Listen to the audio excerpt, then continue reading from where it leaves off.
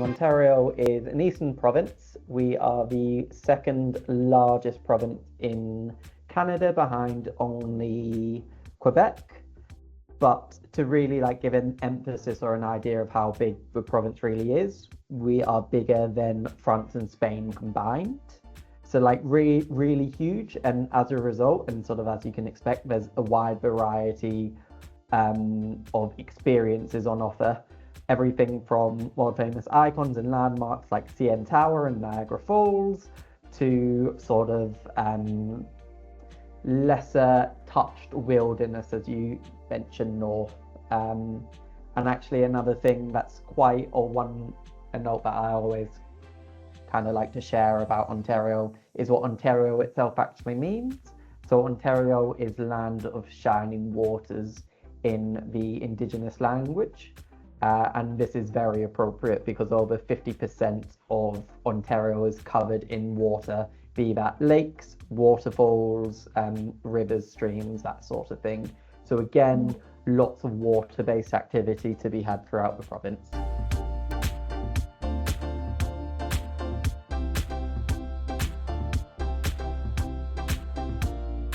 So for first-time visitors, pretty much what you have to do is Toronto, Niagara Falls as an absolute bare minimum. So Toronto is the provincial capital. It's home to the CN Tower and so many different eclectic neighborhoods, from Bohemian Kensington Market to the historic distillery district. There's so much to see and do and so much energy within the city itself. Niagara Falls really does speak for itself. I feel I don't need to go into too much detail there, but something I'd really recommend is doing a little bit of research or diving into Niagara Falls with how much there really is to do. Because I think a bit of a common misconception is that you can do Niagara in a day, and really with the amount of product and experiences on offer, and especially with nearby Niagara on the lake, I think you absolutely should be looking to spend 1 or 2 nights down in the Niagara region. And then I'd always recommend combining that with a third destination, maybe Ottawa, which is the nation's capital. It's where we get a really nice blend of English and French cultures. We have 7 of the 13 national museums and galleries is home in Ottawa. Really a lot to see and do inside the city as well. In terms of return visitors, again, Toronto, Niagara Falls, Ottawa always have a lot going on and a lot changing. So really, I'd say, again, you need to definitely tick off the 3 of those as a bare minimum. But beyond that, you can do really a lot. So it sort of depends on what you want to do. A popular thing or a popular option growing now would be a Via Rail tour, so that you'd get the Via Rail from Toronto and you can make your way up Lake Ontario, stop at Kingston, where you can explore the Thousand Islands by cruise, helicopter. For example, Kingston itself is a really great city to visit. It was the first capital of Canada before Queen Victoria moved it upriver to Ottawa, which was a little bit more easily defendable. But the Via Rail then takes you up to Ottawa as well. If you were doing a fly drive instead, it really opens up a lot more of a province. So you can get yourself up to the Blue Mountains, through to Muskoka and Algonquin Provincial Park, which I'm sure I'll touch on eventually anyway, but it's the oldest and most famous provincial park. So much wildlife to see inside of that park. We have moose, black bears, beavers, and ridiculous number of bird species and fish species as well. So really great place to visit.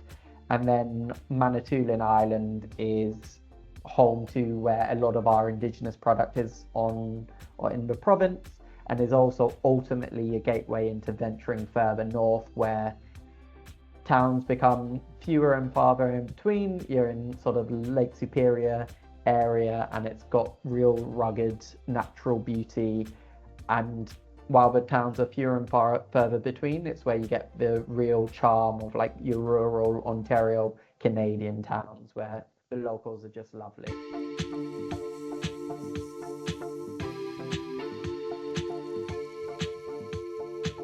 So the benefit or the beauty of Ontario really is the diversity of product on offer. We really are, and I know basically every destination in the world will say this, we really are a year-round destination. Spring is a really great time to visit because the weather is a little more temperate. You get the cherry blossoms blooming in Toronto. There's lots of different maple syrup festivals dotted around throughout the province as well. And it really is just a beautiful time to visit before the summer heat comes in and it's post winter, which is always really nice. Summer is a great time to visit as well. This is, so as I mentioned, a lot of the province is water-based. So unsurprisingly, there's lots of outdoor water-based stuff you can do throughout the province. We have 4 of the 5 Great Lakes are inside or touch Ontario's borders. So lots of things you can do there. And then also, again, we have countless provincial and national parks. So we've got Killarney Provincial Park, Algonquin Provincial Park, Bon Echo, the Sandbanks Provincial Park. There are so many parks dotted around that are great to visit in the summer. And again, lots of water-based activities. So get a paddle and then you can kayak or canoe, lots of the different parks and lakes dotted throughout the province. Autumn is probably one of my favorite times to visit, just because of the full colors. So I think one thing I always try to like to say or give an example is think of full colors in New England and sort of that explosion of red, brown, orange. We have exactly the same colors in Ontario, but it's a little bit of a friendlier price point than New England. Algonquin I've mentioned a few times already, but Algonquin itself is particularly incredible for this, as are the Thousand Islands. And then winter I'll touch on very quickly. Lots you can do. Skiing, snowshoeing, that sort of thing. Toronto, in Nathan Phillips Square, we have an ice rink down by the Toronto sign, which a lot of people will be familiar with. And then Ottawa is a really great place to visit in the winter. So the Rideau Canal, which is a canal that runs through Ottawa itself, freezes over during the winter. And actually what you'll find is lots of locals in Ottawa will use that opportunity to get their ice skates on and skate to work up the Rideau Canal, as opposed to getting different means of public transport, driving, that sort of thing. So it's a really sweet, cute aspect that you get in Ottawa.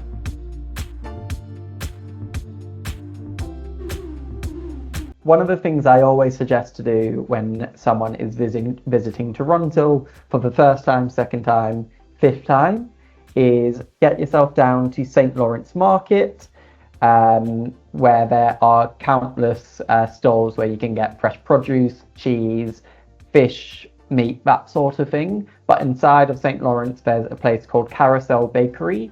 And what you need to do is get yourself some pea meal bacon. So you can get a pea meal bacon sandwich from Carousel Bakery. Pea meal is essentially Canadian back bacon. Very, very tasty and something I would always recommend. Toronto itself as well is an incredible city for dining.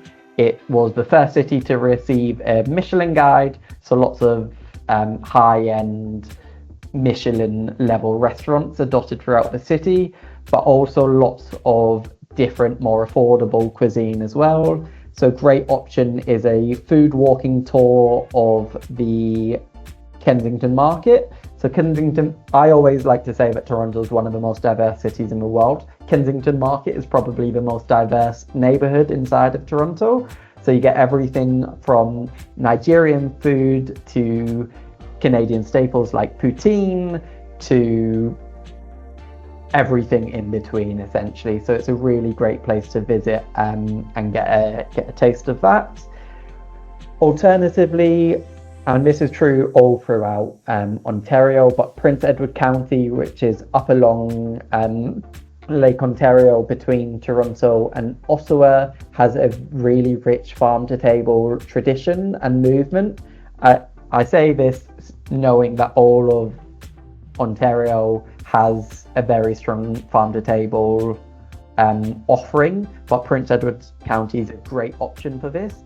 And there's lots of wineries dotted around as well, so it's a really, really great place to visit to get sort of a more charming rural Ontario feel with lots of farm to table food and wine.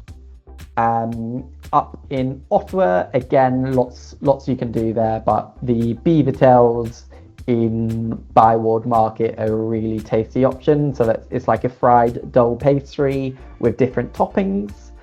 Other options for wine are, I'll mention two. So up in Muskoka, we've got the Muskoka Lakes Farm and Winery. So they do a collection of cranberry-based wines and jams and that sort of thing. Really tasty. You can do a tour of the farm and winery itself. A wine tasting, really, really great option and actually very tasty. Personally, I never think of wine when I think of cranberries, but they do turn it into very, very tasty wine. Nearby in the Blue Mountain region, we have the Apple Pie Trail. So that's where you would go to different apple orchards basically, and you get everything, and cideries. So you get everything from ciders to apple pies, which is a very, very tasty option. And then obviously, and one of the most famous regions for wine inside of Canada would be Niagara-on-the-Lake. So there are over 90 different wineries dotted throughout the region there. Everything from sort of like the big ones that you're thinking Inniskillen, Wayne Gretzky Estates, Peller Estates, that sort of thing, to smaller family owned and run wineries. So you can do lots of not walking tours, but winery tours throughout those to try the different wines. And something you absolutely need to do is try the ice wine. So ice wine's a really sweet dessert wine, and Ontario's the largest producer of it in the world by far. And ice wine's essentially when you let the grapes freeze on the vine before harvesting, and it turns that into like a really sweet wine.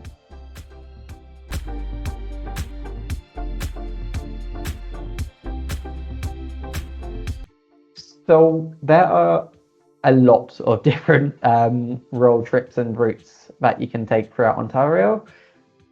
What I would say is a really great option would be what I would class the Spirit of Ontario Circle Tour or a Classic Ontario road trip.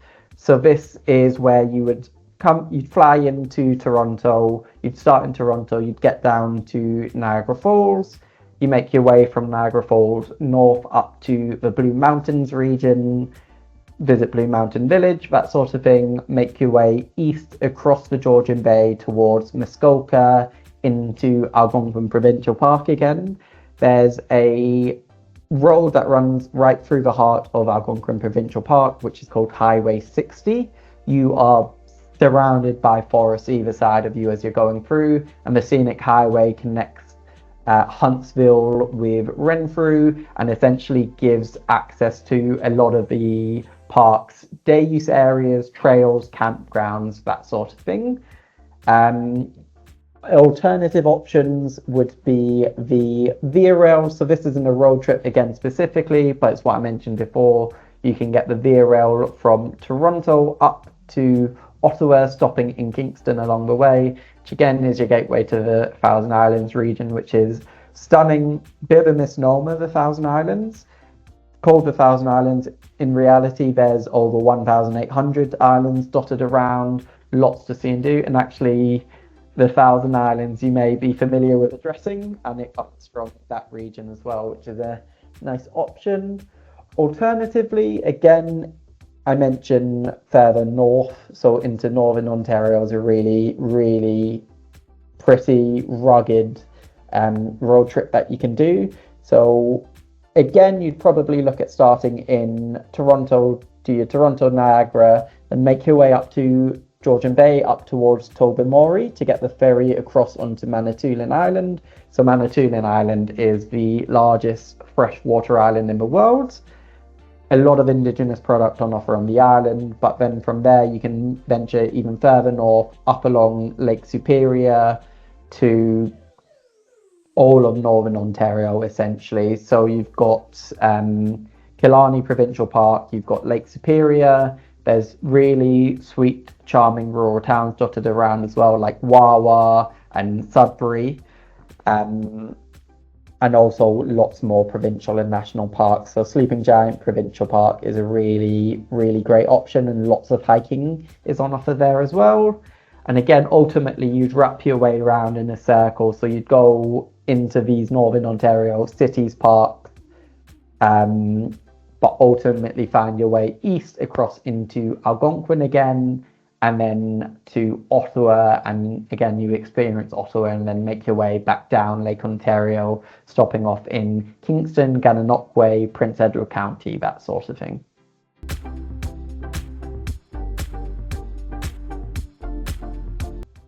Yeah, so it really is dependent on what you want to do, essentially, or what your client wants to do.